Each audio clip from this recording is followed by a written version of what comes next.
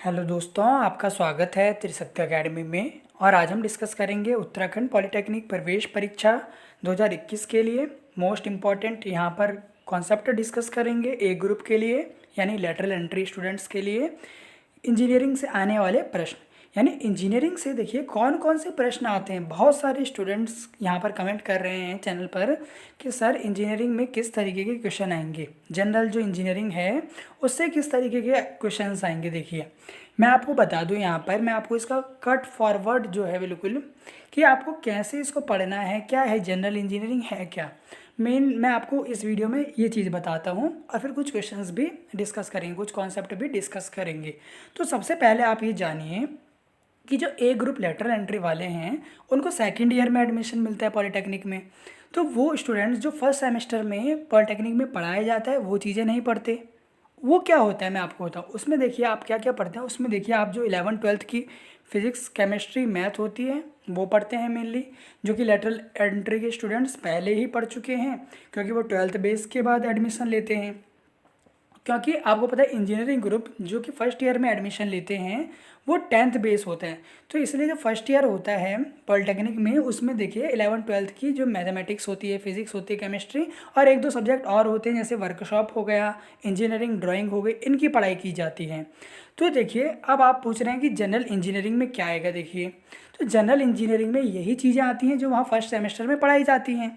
और वहाँ first semester में क्या क्या पढ़ाया जाता है, physics chemistry math, physics chemistry math ही पढ़ाई जाती है। तो जनरल इंजीनियरिंग से वही चीज़ें आपसे पूछी जाएंगी ज़्यादातर। जैसे आपसे कुछ लॉज पूछ लेंगे क्योंकि फर्स्ट सेमेस्टर में सेकंड सेमेस्टर में जो इंजीनियरिंग में लगने वाले लॉज हैं वो आपको पढ़ाए जाते हैं। जैसे आपसे फ्लूइड मैकेनिक्स के लॉज पूछ लिए, Pascal's law, Bernoulli's principle, continuity equation, ये सब वहाँ आपसे पूछते हैं। और जैसे अगर आप इलेक्ट्रॉनिक की बात करें तो इलेक्ट्रॉनिक्स में जनरल इंजीनियरिंग में क्या था, लॉजिक गेट हो गया, लॉजिक गेट। और जैसे आप देख सकते हैं वहाँ पर मैंने आपको कराया भी है, सेमीकंडक्टर हो गया, ये सब पढ़ते हैं फर्स्ट सेमेस्टर में। तो ये सब इंजीनियरिंग एप्लीकेशन होते हैं, इसलिए ये इंजीनियरिंग में आपसे पूछे जाते हैं। इसी तरह के क्वेश्चन आपसे पूछे जाएंगे। और जैसे वहाँ पर आपसे जैसे अगर मैकेनिकल का लिखा हुआ है वहाँ पर इलेक्ट्रिकल का क्या आएगा, जैसे आपने क्लास 12th में पढ़ी होंगी, मोटर्स पढ़ी हैं आपने, जनरेटर पढ़े हैं, एसी सर्किट पढ़ा है। तो ये सब आपसे पूछा जाएगा इंजीनियरिंग से रिलेटेड। इंजीनियरिंग से रिलेटेड ऐसा कुछ नहीं होगा, 20 नंबर जो आपकी इंजीनियरिंग से रिलेटेड होगा वो ऐसा नहीं होगा कि कहीं और से आ जाएंगे। वो जो आपने 11th 12th में पढ़ा है थोड़ा वो आएगा, थोड़ा सा वहाँ पर लेवल हाई होगा। यानी 15 क्वेश्चन 20 क्वेश्चन आएंगे तो 15 क्वेश्चन तो आप आराम से कर देंगे, वो आपके क्लास 12th तक लेवल के होंगे। कुछ क्वेश्चंस उसमें आपके जनरल इंजीनियरिंग के होंगे, यानी थोड़ा जनरल साइंस के भी आपके क्वेश्चंस वहाँ पर रहेंगे जो आपको आने चाहिए। तो ये होता है देखिए इंजीनियरिंग क्वेश्चंस, इस तरीके के इंजीनियरिंग क्वेश्चंस आपके एग्ज़ाम में आते हैं। ऐसा नहीं होगा कि बहुत सारे स्टूडेंट्स कंफ्यूज हैं, और कन्फ्यूज़न बनता भी है कि स्टूडेंट्स पूछ रहे हैं कि कैसे हम इंजीनियरिंग के 20 मार्क्स पा सकते हैं। तो देखिए आपने जो पढ़ा है उसको आप रिवीजन करते रहिए, उसको आप रिवीजन करते रहिए। और थोड़ा सा देखिए कुछ क्वेश्चंस तो ऐसे हैं जो इंजीनियरिंग से आपकी जो 11th 12th में पढ़ा है वो आएंगे 15 क्वेश्चन, जैसे मैं आपको बता रहा हूँ लगभग 15 क्वेश्चन रहते हैं। क्योंकि देखिए जो जिन्होंने भी लेटरल एंट्री का एग्ज़ाम दिया उनसे यहाँ पर ये पता चलता है कि जो 11th 12th हैं वहीं से आपकी इंजीनियरिंग के क्वेश्चन भी आते हैं। और 11th 12th में आपको पता है अगर साइंस साइड से आप हैं तो वहाँ पर इंजीनियरिंग ही इंजीनियरिंग है, डेरिवेटिव है मैथ में, तो ये सब आता है। देखिए डेरी वहाँ पर डिफरेंशिएशन है, इंटीग्रेशन है, उससे क्वेश्चन आएंगे आपके मैथ में भी। तो वहाँ पर आप लेटर एंट्री में से थोड़ा हाई लेवल होता है इंजीनियरिंग से, पर इतना हाई लेवल भी नहीं होगा कि आप लोग कर नहीं पाएंगे। फिर आप यहाँ पर देखिए कि जो मैं आपसे कह रहा हूँ 5-6 क्वेश्चन जो आपके लगेंगे कि आपको थोड़े हार्ड हैं वो भी यही कॉन्सेप्ट से होगा। जैसे वहाँ पर थर्मोडायनेमिक्स से क्वेश्चन आ सकते हैं, वहाँ पर अलग अलग कॉन्सेप्ट से क्वेश्चन होंगे। तो ये मैं आपको बता रहा हूँ इंजीनियरिंग ग्रुप से इस तरीके के आपसे सवाल पूछे जाते हैं कि इंजीनियरिंग से रिलेटेड वही होगा। जैसे मैंने आपको लॉजिक गेट बताए थे, सेमीकंडक्टर बताया है, इलेक्ट्रिकल में मैंने आपको बताया था डीसी मोटर, एसी मोटर, या पढ़ें। मैकेनिकल में देखिए जैसे आप फ्लूइड मैकेनिक्स हो गया, फ्लूइड आपको पढ़नी होती है, वो आप क्लास 11th में पढ़ते हैं। उसमें आपको स्ट्रेस स्ट्रेन पढ़ना होता है, यही तो इंजीनियरिंग है, यही तो इंजीनियरिंग के क्वेश्चंस आएंगे इस तरीके के। तो हम यहाँ पर जो है थोड़ा कॉन्सेप्ट यहाँ पर डिस्कस करेंगे, हिंदी और इंग्लिश दोनों लैंग्वेज में यहाँ पर जानेंगे कुछ क्वेश्चंस के बारे में जो आते हैं। चलिए स्टार्टिंग करते हैं। यहाँ पर ये देखिए आपके स्क्रीन पर हैं, देखिए जो फिजिकल क्वांटिटीज़ हैं ये भी इंजीनियरिंग में ही आपकी यूज़ होती हैं। क्योंकि इंजीनियरिंग में आप एसआई यूनिट का इस्तेमाल करते हैं, और एसआई यूनिट के देखिए 7 यहाँ पर फंडामेंटल क्वांटिटीज़ होती हैं, 7 यहाँ पर फंडामेंटल क्वांटिटीज़ होती हैं। ये सब आपने पढ़ा हुआ है। 7 फंडामेंटल यूनिट होती हैं, 7 यहाँ पर भौतिक राशियाँ होती हैं। जैसे लंबाई हो गया लेंथ, द्रव्यमान हो गया मास, समय हो गया टाइम, ताप हो गया टेम्परेचर, विद्युत धारा हो गया इलेक्ट्रिक करंट, ज्योति तीव्रता हो गई ल्यूमिनस इंटेंसिटी, और पदार्थ का परिमाण हो गया अमाउंट ऑफ सब्सटेंस। इनके यूनिट और इनके संकेत ये भी आपसे पूछा जाता है, ये भी इंजीनियरिंग में ही आप पढ़ते हैं। ये भी इंजीनियरिंग का बेसिक होता है देखिए, क्योंकि आपको यूनिट का ज्ञान होना चाहिए। यूनिट से तो कहीं से भी क्वेश्चन बन सकते हैं। विस्कोसिटी की यूनिट पूछ ली उन्होंने, न्यूटन से उस तरीके से आपसे क्वेश्चन पूछ लिया। विस्कोसिटी की यूनिट पूछ लिया आपसे पास्कल सेकंड, इस तरीके से बहुत सारी यूनिट्स आपसे पूछ सकते हैं। पर ये जो फंडामेंटल यूनिट है, अगर आपको ये पता है metre, kilogram, second, kelvin, ampere, candela, mole, तो ये 7 फंडामेंटल यूनिट है जो आपको पता होनी चाहिए। 2 यहाँ पर सप्लीमेंट्री यूनिट होती हैं, जैसे प्लेन एंगल और सॉलिड एंगल।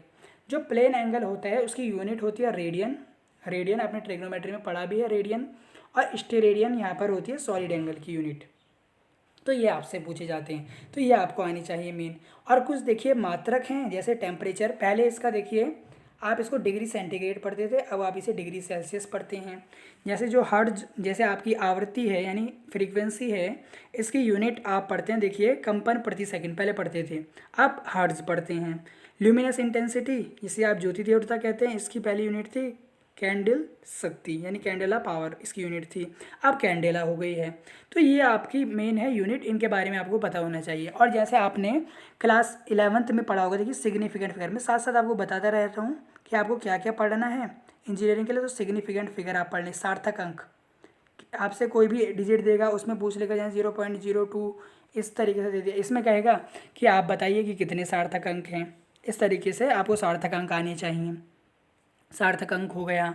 और पहले चैप्टर से आपको किसी की भी, जैसे अगर आपसे डायमेंशनल फार्मूला पूछे, डायमेंशनल फार्मूला पूछे तो वो आपको आना चाहिए। देखिए डायमेंशनल फार्मूला, जैसे आप ये फर्स्ट सेमेस्टर में पढ़ते हैं, क्योंकि आप फर्स्ट सेमेस्टर नहीं पढ़ेंगे, आप सीधा थर्ड सेमेस्टर में एडमिशन लेंगे लेटरल एंट्री वाले, तो डायमेंशनल फार्मूला फिजिक्स में यहाँ पे पढ़े जाते हैं, जैसे MLT-2 फोर्स का, इसी तरीके से किसी का भी आपसे पूछ सकता है, वर्क का, एनर्जी का। तो ये आपको डायमेंशनल फार्मूले याद रखने हैं। तो ये देखिए डायमेंशनल फार्मूलाज आपको याद रखने हैं। आप एरर कैसे फाइंड आउट करते हैं, परसेंटेज एरर कैसे निकालते हैं, एरर देखिए जो जो इंपॉर्टेंट है वो मैं आपको बताता जाऊँगा, इनकी आप बस एक बारी प्रैक्टिस कर लेना, देख लेना इन चीज़ों को। एरर हो गया आपका, ये आपसे पूछा जाता है देखिए फिज़िक्स से। जो इंजीनियरिंग भी तो फिज़िक्स केमिस्ट्री मैथ ही है, इंजीनियरिंग इनसे अलावा तो कुछ है नहीं, यही तो इंजीनियरिंग है। तो यही वहाँ पर पढ़ाया जाता है फर्स्ट सेमेस्टर में पॉलिटेक्निक में। तो चलिए आगे यहाँ पर बढ़ते हैं। ये देखिए प्रेफिक्स हैं कुछ, जैसे एक्सा हो गया तो 10 की घात 18, एटा हो यहाँ पर पैटा है तो 10 की घात 15, टेरा है तो 10 की घात 12। तो ये घातें भी आपको पता होनी चाहिए। अगर आपसे पूछ लिया 1 डेसी बराबर, तो आप बता देंगे 10⁻⁻1 मीटर, ये सब मीटर में होती हैं। आपको नैनो पूछता है कई बार तो 10⁻⁹ मीटर, इस तरीके से सिंबल भी आपको पता होनी चाहिए। गीगा पूछ लिया तो 10 की घात 9 मीटर होगा। जैसे आपसे पूछते हैं आपको मेगा बताना है तो 10 की घात 6 हो गया, किलो बताना है तो 10 की घात 3 हो गया, डेका बताना है 10 की घात 1 हो गया। तो ये घात भी आपको याद रखनी होती है स्टूडेंट्स। ये भी आपसे कभी भी पूछ लेगा कि 1 फेमटो बराबर तो 10 की घात -15। तो ये पूछा जाता है, ये बहुत ही इंपॉर्टेंट है जो मैं आपको टॉपिक बता रहा हूँ और जो मैं लिखवा रहा हूँ आपको। मेन है जो मैं आपको लिखवा रहा हूँ उनकी आपको प्रैक्टिस करनी है, क्योंकि डायमेंशनल फार्मूला आपको पता है ऐसा टॉपिक होता है कि आप किसी भी एग्जाम में बैठेंगे आपको वहाँ पर क्वेश्चन देखने के लिए मिलेगा डायमेंशनल फार्मूला से, उसका आप यूज़ कैसे कर रहे हैं इस चीज़ों से, और लॉज जो मैंने आपको बताया लॉज आपको पढ़ने हैं। अब देखिए कुछ यहाँ पर उपकरण डिवाइस दे रखे हैं, ये भी इंजीनियरिंग का पार्ट है, और आपको बताना ये कैसे एनर्जी को ट्रांसफॉर्म करते हैं। यानी जैसे आप देखिए जो मोमबत्ती होती है उसके पास क्या होती है, केमिकल एनर्जी होती है, और उस केमिकल एनर्जी को जब हम उसे बर्न करते हैं कैंडल को, तो लाइट एनर्जी और किस में बदलती है, हीट एनर्जी में बदलती है। डायनामो जैसे आपका जनरेटर हो गया, ये मैकेनिकल एनर्जी को इलेक्ट्रिकल में कन्वर्ट करता है। माइक्रोफोन क्या करता है, जो आपकी ध्वनि होती है, जो ध्वनि ऊर्जा होती है उसको विद्युत ऊर्जा में कन्वर्ट करता है। जो आपकी ध्वनि ऊर्जा होती है, जो साउंड एनर्जी होती है उसको विद्युत एनर्जी में कन्वर्ट करता है। लाउड स्पीकर यहाँ पर आपका उल्टा, यानी लाउड स्पीकर क्या करे, विद्युत ऊर्जा को, यानी आपने कभी माइक में बोला होगा तो वहाँ पर वो क्या होता है उसमें करंट आता है, तो विद्युत ऊर्जा को ध्वनि ऊर्जा में बदलता है, ये आपको ध्यान रखना है। बल्कि माइक्रोफोन इसका उल्टा है, या आपकी ध्वनि ऊर्जा को विद्युत में बदलेगा।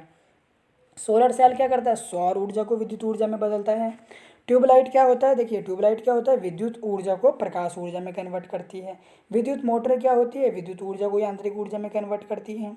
फिर आपका है विद्युत बल्ब, विद्युत ऊर्जा को प्रकाश और ऊष्मा। देखिए मेन क्या है, मेन है आपको इनका पता होना। आप सोच रहे हैं इंजीनियरिंग पता नहीं किस तरीके के क्वेश्चन आ जाएंगे, नहीं, इंजीनियरिंग में वही क्वेश्चन आएंगे जो आपने पढ़ रखे हैं। देखिए क्योंकि एग्ज़ाम जो है घर के लिए नहीं दिया जाता किसी भी स्टूडेंट को, तो जब आप लोग भी एग्ज़ाम देंगे तो आपको भी पता नहीं चलेगा, आपको भी घर लेके नहीं आने है एग्ज़ाम, आपको सीधा वहाँ पर OMR सीट में टिक मारने हैं और घर आ जाने हैं वापस एग्ज़ाम देखिए। पर स्टूडेंट्स जो एग्ज़ाम देकर आते हैं और जो अच्छे कॉलेजेस में आते हैं, जैसे हमारे कॉलेजेस में जितने भी स्टूडेंट्स आए तो ये कहते हैं 11th-12th का वहाँ पर आता है, और जो जनरल इंजीनियरिंग है वो भी वहीं से पूछी जाती है। तो आपको 11th-12th की PCM अच्छे से आनी चाहिए स्टूडेंट्स। ये तो मैं आपको कहूँगा कि जो PCM है, फिजिक्स केमिस्ट्री मैथ जो है, अगर आप ए ग्रुप में एडमिशन ले रहे हैं आपको अच्छी होनी चाहिए, इसमें कोई दोहराए नहीं है, क्योंकि तभी तो आपने लेटर एंट्री का फॉर्म भरा है, वरना आप जो था इंजीनियरिंग ग्रुप का फॉर्म भी भर सकते थे। तो ये आपको ध्यान रखना है। तो इस तरीके के क्वेश्चन आपसे पूछे जाते हैं। विद्युत मोटर का कई बार पूछा जाता है, जो क्या करता है, इलेक्ट्रिकल को मैकेनिकल में कन्वर्ट करता है। विद्युत सेल का पूछा जाता है, जो कि केमिकल को विद्युत में बदलता है। सितार का पूछा जाता है, जो यांत्रिक को मैकेनिकल एनर्जी को, क्योंकि देखिए मैकेनिकल एनर्जी होती है, देखिए किसी भी सितार के पास होगी, कोई म्यूजिकल इंस्ट्रूमेंट है उसके पास मैकेनिकल एनर्जी जो स्टोर्ड है, और उसको जब आप हिलाएंगे तो ध्वनि उत्पन्न करेगा। तो ये आपको ध्यान रखना है। चलिए अब जी जो होता है, देखिए जी यानी ग्रेविटी। ग्रेविटी के मान में देखिए परिवर्तन होता रहता है पृथ्वी की सतह से ऊपर और नीचे जाने पर। देखिए अगर आप पृथ्वी की सतह है, अगर आप इस सतह से ऊपर जाएंगे या इस सतह से नीचे आएंगे तो जी का मान घटेगा। कई बार एग्जाम में पूछा गया, ये भी इंजीनियरिंग का क्वेश्चन है। पृथ्वी के ध्रुव पर जी का मान महत्तम होता है, यानी पोल पर जी का मान सबसे अधिक होगा। पोल यानी नॉर्थ पोल, साउथ पोल पर जी का मान सबसे अधिक होता है। इक्वेटर पर, विषुवत रेखा पर जी का मान न्यूनतम होता है। यानी जो इक्वेटर होता है आपके, ये अर्थ हो गई इस तरीके से, तो ये जो आपके बीच में जो लाइन होती है इक्वेटर होती है, इसे आप विषुवत रेखा कहते हैं। इसके ऊपर उत्तरी गोलार्ध होता है, इसके नीचे दक्षिणी गोलार्ध होता है। तो ये जो आपकी विषुवत रेखा होती है, इक्वेटर होती है, वहाँ पर जी का मान न्यूनतम होता है। पृथ्वी की घूर्णन गति बढ़ाने पर जी का मान कम हो जाएगा। देखिए अगर पृथ्वी जो है वो रोटेशन तेज करने लगेगी, अगर तेज गति करेगी तो जी का मान कम हो जाएगा, और अगर धीरे धीरे गति करेगी तो जी का मान उतना ही बढ़ जाएगा। तो ये इंपॉर्टेंट यही क्वेश्चंस हैं। देखिए आप भी यहाँ पर स्टूडेंट्स बोल रहे होंगे इस तरीके के क्वेश्चन आते हैं। देखिए क्वेश्चन इसी तरीके के आएंगे, इंजीनियरिंग से रिलेटेड क्वेश्चन आते हैं, इसी प्रकार के क्वेश्चन आते हैं। और जो आपने 11th-12th में पढ़ा है वो मैं तो हमेशा आपको बता रहा हूँ, 11th-12th का पढ़ा हुआ ही आएगा, ये आपको ध्यान रखना है।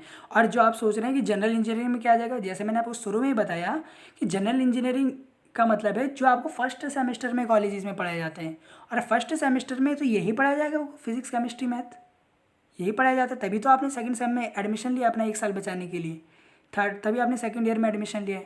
तो ये आप ध्यान रखिए, क्वेश्चन इसी प्रकार के आएंगे। मेरा काम है आपके जो डाउट है उनको क्लियर करना। कई बार टेम्परेचर का कन्वर्जन पूछा जाता है, तो देखिए C/5 F-32/9, इसको मैं कट कर रहा हूँ तब ये वैल्यू आ रही है, F-32/9 R/4 और K+273, इस तरीके से K-273, ये आपको ध्यान रखना है, ये आप लोग ध्यान रखेंगे, ये आपको ध्यान रखना है। तो ये कन्वर्जन स्केल होता है, इससे आप आसानी से सेल्सियस को फ़ारेनहाइट में, फ़ारेनहाइट को रीमर में, और जो आपका ये स्केल होता है केल्विन स्केल, इसमें आप कन्वर्ट कर सकते हैं। और आपको ध्यान रखना है जो टेम्परेचर है उसकी यूनिट, ऐसा यूनिट केल्विन होती है, ना कि सेल्सियस। तो ये आपको ध्यान रखना है मेनली। इस तरीके के ही क्वेश्चन आपसे एग्जाम में पूछे जाएंगे। इससे बाहर देखिए कुछ नहीं पूछे जाने वाला, मैं आपको बता रहा हूँ, इससे बाहर आपका फालतू कुछ नहीं पूछा जाएगा। मैंने आपको बता दिया 11th-12th, ये आप हमेशा ध्यान रखिए, 11th-12th मजबूत है, आसानी से लेटर एंट्री में शीट मिल जाएगी आपको। फिर देखिए ईंधन भी पढ़ाते हैं केमिस्ट्री में, फर्स्ट सेम में, सेकंड सेम में, पॉलिटेक्निक में। तो ईंधन से भी क्वेश्चन आपके बन सकते हैं। जैसे ईंधन कितने प्रकार के हैं, ठोस ईंधन, द्रव ईंधन, गैसीय ईंधन, यानी solid, liquid and gaseous fuel. Solid fuel सबको पता है कौन सा होता है, यहाँ पे लकड़ी यानी वुड, कोल, चारकोल, एंड जो गैसियस आपका फ्यूल होता है वो आपकी होगी natural gas, coal gas, producer gas, गोबर गैस। द्रव ईंधन जो होता है उसमें petrol, spirit, diesel, ether, kerosene, alcohol, ये सब आएगा ईंधन में। तो ईंधन इजी है। अब यहाँ पर आपसे एक और चीज़ पूछी जाती है, जैसे ये फार्मूला काफ़ी ज़रूरी होता है, T = 2 पाए, ये आपको पता है सरल लोलक का आवर्तकाल होता है, यानी किसी भी सिंपल पेंडुलम का जो टाइम पीरियड होता है इसको आप निकालते हैं इस तरीके से। तो आपसे पूछ लेगा कि जो यहाँ पर जो आवर्तकाल है यानी जो टाइम पीरियड है वो एल से कैसे संबंधित है, यानी वो एल के किस तरीके से संबंधित है, तो अंडर रूट एल के। वो जी से किस तरीके से, जी के व्युत्क्रमानुपाती, ये आपको ध्यान रखना है बस, ये आपसे पूछा जाएगा। कई बार यूनिट भी इसकी पूछी जाएगी, टाइम की सेकंड आपको पता होता है, फ्रीक्वेंसी की हर्ट्ज, तो यूनिट भी आपको ध्यान रखना है। इसी तरीके के क्वेश्चन एग्जाम में पूछे जाएंगे। अब यहाँ पर एक मेन चीज़ है जो कि मैकेनिकल जो पोर्शन आता है इंजीनियरिंग का उसमें ज़रूरी आती है, वो होती है नॉकिंग। नॉकिंग क्या होता है देखिए, वह ऑक्टेन नंबर। ऑक्टेन नंबर क्या होता है देखिए, कुछ ईंधन ऐसे होते हैं जिनमें वायु मिश्रण का इंजनों में सिलेंडर में ज्वलन के समय प्रयोग किया जाता है। जैसे देखिए स्टूडेंट्स, मैं आपको बताऊं as a mechanical engineering student, देखिए मैं भी यहाँ पर एक मैकेनिकल इंजीनियरिंग का ही स्टूडेंट हूँ और मैं आपको बता रहा हूँ यहाँ पर देखिए कि आप क्या होता है, देखिए जो पेट्रोल होता है, जो पेट्रोल इंजन होते हैं उनमें एयर प्लस फ्यूल दोनों का मिक्सचर जो होता है बर्न होता है, और फिर आपकी जो पावर मिलती है क्रैंकशाफ्ट को, और फिर आपकी जो टायर होती हैं उन तक आपके टायर पर एनर्जी पहुँचती है, फिर आपके टायर रोटेट करते हैं। ये आपको ध्यान नहीं रखना, आपको ये ध्यान रखना है कि नॉकिंग और ऑक्टेन नंबर क्या होते हैं। देखिए अगर आपका फ्यूल देखिए इंजन के अंदर पहले ही जल जाए, मतलब देखिए पहले ही जल जाए, तो वहाँ पर देखिए कि ध्वनि उत्पन्न होती है, देखिए वहाँ पर ध्वनि उत्पन्न होगी, यानी साउंड वहाँ पर प्रोड्यूस होगी, जो आपको इंजन से अनप्लीजेंट साउंड आएगी।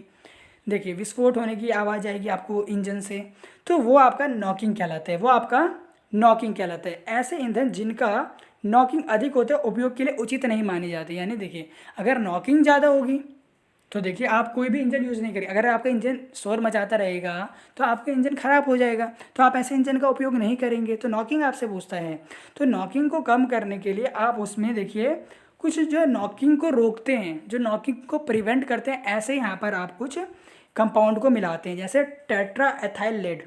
ये आपसे पूछा जाएगा कि जो नॉकिंग को रोकने के लिए आप किसका इस्तेमाल कर सकते हैं, टेट्रा एथाइल लेड का इस्तेमाल करते हैं।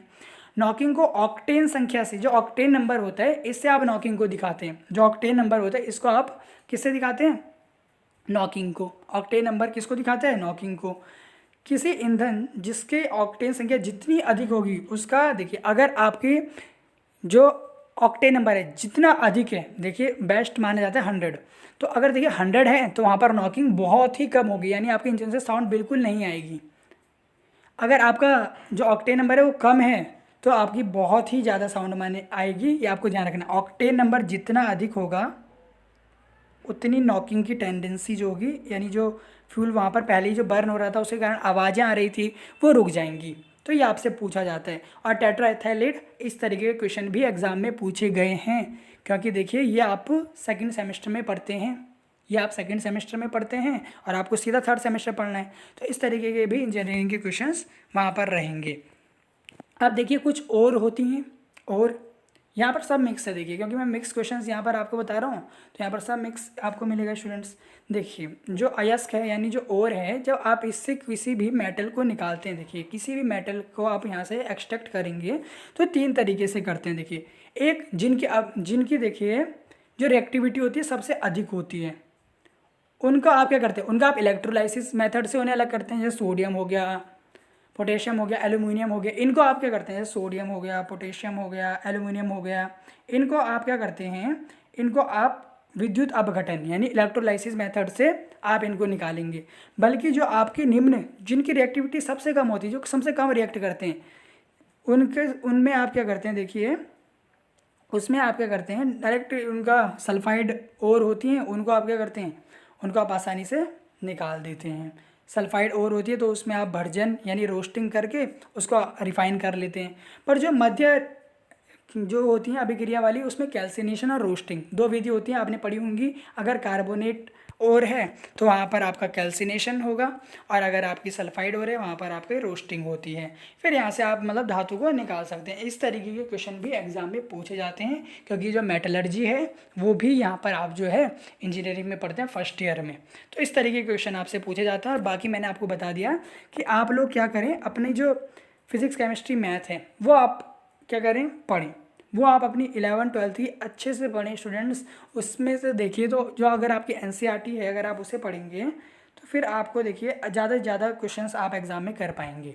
क्योंकि यहाँ पर तो हम इम्पॉर्टेंट ही क्वेश्चन बता सकते हैं, आपको एक सीरीज से बुक तो नहीं पढ़ाने बैठ सकते।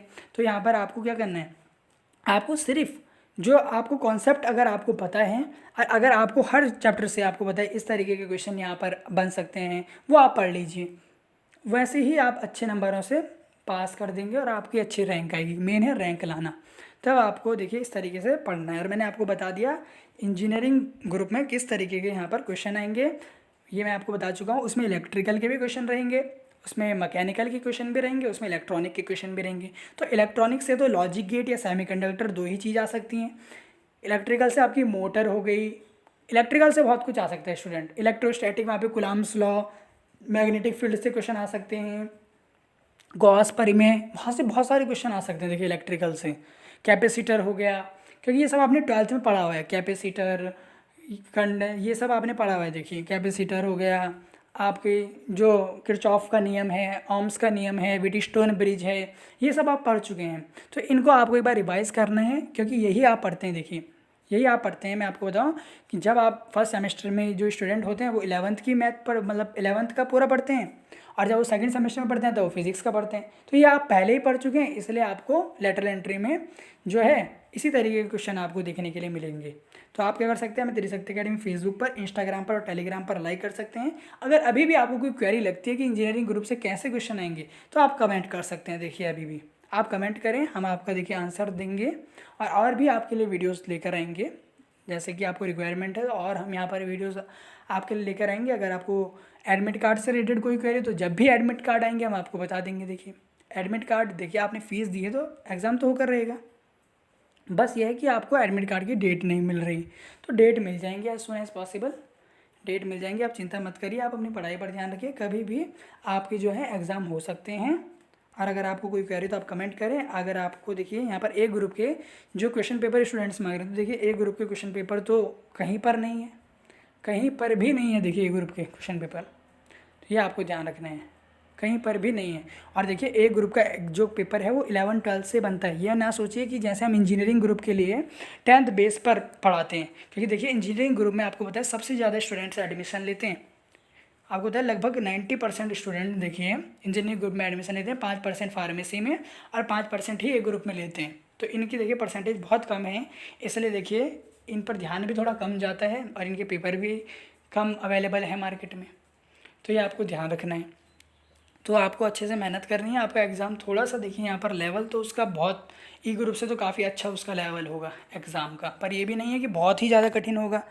जो आपने 11th-12th पढ़ी है उसी के हिसाब से, अगर आपकी 11th-12th अच्छी है तो आपके अच्छे मार्क्स यहाँ पर आएंगे। ये मैं आपको बता रहा हूँ, अच्छी रैंक भी आपकी आएगी। बहुत बहुत धन्यवाद।